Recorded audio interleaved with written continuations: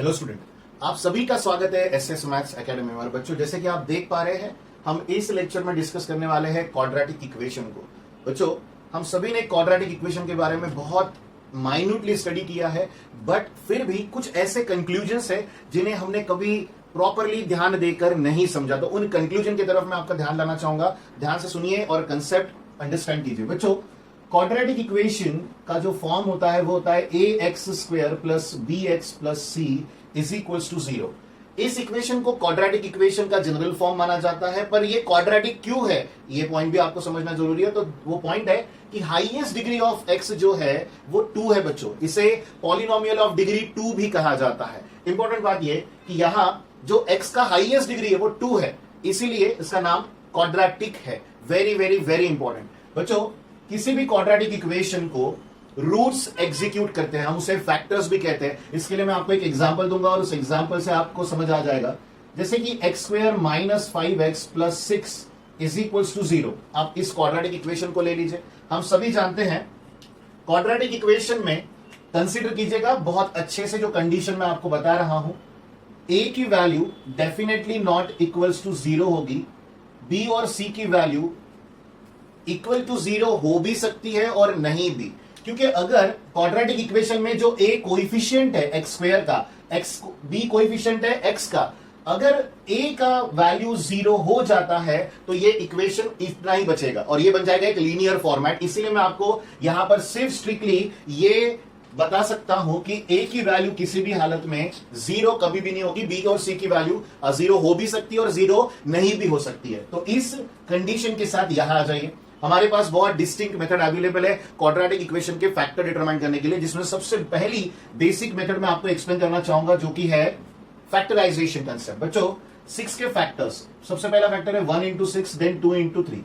इसके बाद अगर आप 3 इंटू 2 और 6 इंटू 1 भी लिख लेते हो तो कोई महत्व नहीं है, क्योंकि हमारे लिए सबसे इंपॉर्टेंट बात क्या होती है कि ये कम्यूटेटिव कंसेप्ट है। पर हाँ, कहीं ना कहीं हम लॉजिक अगर पॉजिटिव निगेटिव वैल्यू के लिए चला रहे हैं तो फिर बात अलग हो सकती है। तो यहां पर इन चारों फैक्टर्स में से कौन सा सुटेबल फैक्टर है हम उसे अब यहां पर जानेंगे। कंसिडर कर लो 1 माइनस 6 कर दिया तो -5 आ जाएगा, करेक्ट है। पर 1 माइनस 5 यहां पर इंपॉर्टेंट है, सॉरी 1 माइनस 5 1 माइनस 6, तो यहां पर -5 आ जाएगा। पर बच्चों 1 पॉजिटिव हो रहा है, 6 निगेटिव, तो उनका प्रोडक्ट देखो यहां पर पॉजिटिव है।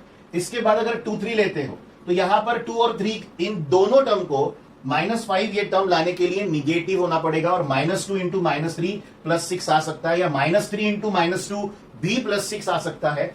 अगेन ये जो कंसिडरेशन है यहां पर फेलियर है। तो आप यहां पर जो फैक्टर लिखोगे तो x square minus 3x minus 2x plus 6 equals to 0 लिखोगे। बच्चों, very very very important, x common निकाल लीजिए पहली दो टर्म में से, तो x माइनस 3 आएगा। नेक्स्ट 2 टर्म में से -2 कॉमन निकालो, अगेन x माइनस 3 कॉमन निकलेगा।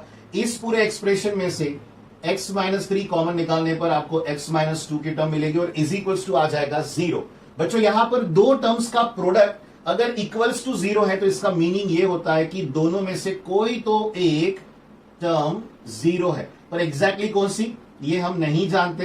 तो हम सारी पॉसिबल वैल्यूज यहां पर इवैल्यूएट कर लेते हैं। तो इस क्वाड्रेटिक इक्वेशन के आप यहां पर फैक्टर देख रहे हो जो कैसे एग्जीक्यूट हो रहे हैं। बच्चों, 3 और 2 इन्हें कुछ कहा जाता है और वही पॉइंट आपको यहां पर समझाने के लिए सिर्फ और सिर्फ क्वाड्रेटिक इक्वेशन के ऊपर हम डिस्कशन कर रहे हैं। तो बच्चों, यहां पर एक नोट हम लिख पाएंगे कि यहां के जो रूट्स, जो factors of quadratic equation execute हो रहे हैं, तो यहां हम लिखेंगे roots are real and distinct.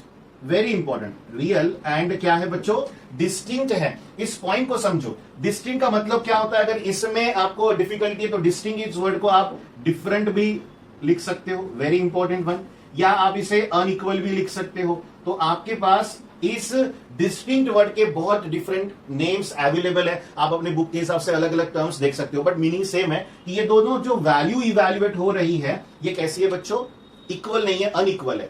इसी पॉइंट पर जब कभी भी आप इस क्वाड्रेटिक इक्वेशन के फॉर्मेट को लेके चलते हो तो यहां पर एक फॉर्मूला मेथड अवेलेबल है जिसे हम सभी ने बहुत अच्छे से जाना और समझा है।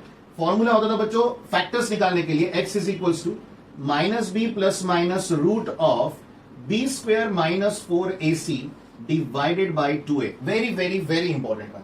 बच्चों, इस फॉर्मूले के तीन डिफरेंट फॉर्मेट्स होते हैं, मैं आपको तीनों एक्सप्लेन करूंगा। ये जो रूट वाली टर्म है यही यहां का कंप्लीट स्ट्रक्चर जो है वो हैंडल करती है, कंट्रोल उसके हाथ में है। तो आप यहां पर देखो बी स्क्वायर माइनस 4ac, इस टर्म की वैल्यू एक तो 0 हो सकती है, बी स्क्वायर माइनस 4ac की वैल्यू पॉजिटिव हो सकती है जिसे ग्रेटर देन 0 से रिप्रेजेंट किया जाता है। Then B square minus 4ac ये वैल्यू निगेटिव हो सकती है। तो 10 तक की पढ़ाई जिन्होंने की है और जो बच्चे इस वीडियो को देख रहे हैं, मैं उनको बता दूं कि बच्चों हमें सिर्फ ये दो ही स्ट्रक्चर पढ़ाए जाते हैं। अब कंसिडरेशन सिंपल है, बी स्क्वायर माइनस 4ac की वैल्यू अगर बच्चों 0 आ जाती है तो ये पूरी टर्म गायब हो गई, तो माइनस b/2 है, इतने ही फैक्टर्स वहां पर एग्जीक्यूट करेंगे और जिसका मीनिंग है कि आपको उस जो भी क्वाड्रेटिक इक्वेशन के फैक्टर्स निकालने के लिए बोला गया जिसमें ये कंडीशन सेटिस्फाई हो रही है, वहां पर रूट्स जो है वो इक्वल है। मैं रिपीट कर दूं कि वहां पर आपको लिखना है कि रूट्स आर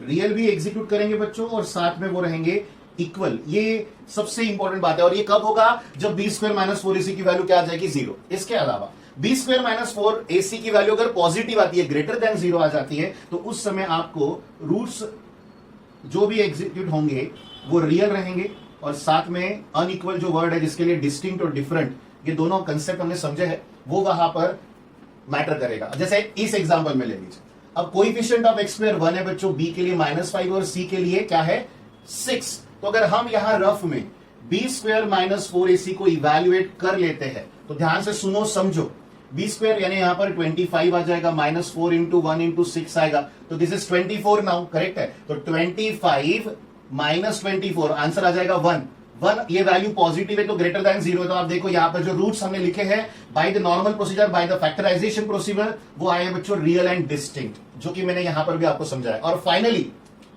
जिस कंडीशन के लिए 10 तक कहा जाता है डज नॉट एग्जिस्ट, वहां पर 11th में हमारे पास एक और चैप्टर इंट्रोड्यूस हुआ जिसका नाम है कॉम्प्लेक्स नंबर।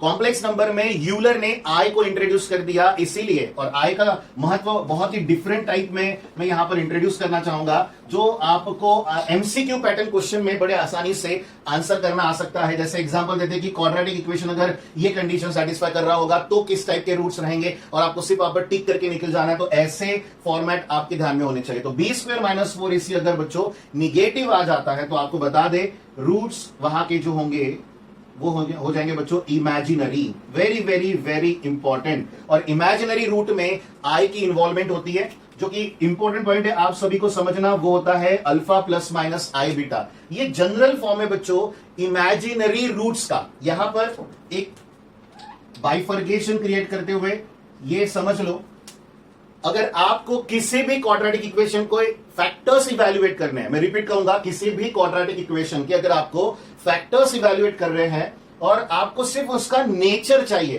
तो बच्चों b square minus complete evaluation करने की जरूरत नहीं है। बी स्क्वायर माइनस 4ac को इवैल्यूएट करो और जैसे ही वो इवैल्यूएशन हो जाता है चेक करो, अगर वो वैल्यू इक्वल्स टू 0 है तो वहां पे जो फैक्टर मिलेगा वो रिपीटेड रूट होगा। जैसे आपने यहां कहा है roots are real and equal, उन्हें रिपीटेड रूट कहा जाता है। चलो वो भी वर्ड यहां पर लिख लेते हैं,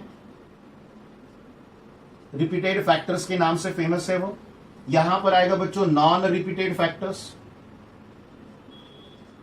और ऑब्वियस है, मैं आपको यहां पर एक छोटी सी टर्म बता दूं कि जब कभी भी इमेजिनरी फैक्टर्स इवैल्यूएट होते हैं, यानी बी स्क्वायर माइनस 4ac ये वैल्यू निगेटिव आती है, उस समय पर यहां पर कॉन्जुगेट पेयर में यानी अल्फा प्लस और माइनस दोनों term at a time introduce हो रही है, तो दो फैक्टर्स जो भी इवैल्यूएट होंगे वो इस तरह के होंगे। तो बच्चों क्वाड्रेटिक इक्वेशन में जो इवैल्यूएशन है वो इस फॉर्मूला से आप अगर करते हो तो आपको इन 3 डिफरेंट केसेस को ध्यान रखना है और वो केस कौन सी जगह पर कैसे इंप्लीमेंट होती है इस बात को आपको समझना है। तो चलिए बच्चों, आपसे बहुत जल्द मुलाकात होगी नए लेक्चर में, जिसमें हम डिस्कस करेंगे क्वाड्रेटिक इक्वेशन से ऊंचे वाले पावर्स, जैसे क्यूबिक इक्वेशन हो गया या पावर 4 का इक्वेशन हो गया या पावर 5 का इक्वेशन हो गया। उस पॉइंट ऑफ व्यू में हमेशा हमें छोटी से छोटी बात पता होनी जरूरी है, जो क्वाड्रेटिक इक्वेशन को अंडरस्टैंड किए बगैर आपको कभी भी समझ नहीं आएगी। बाय बाय बच्चों।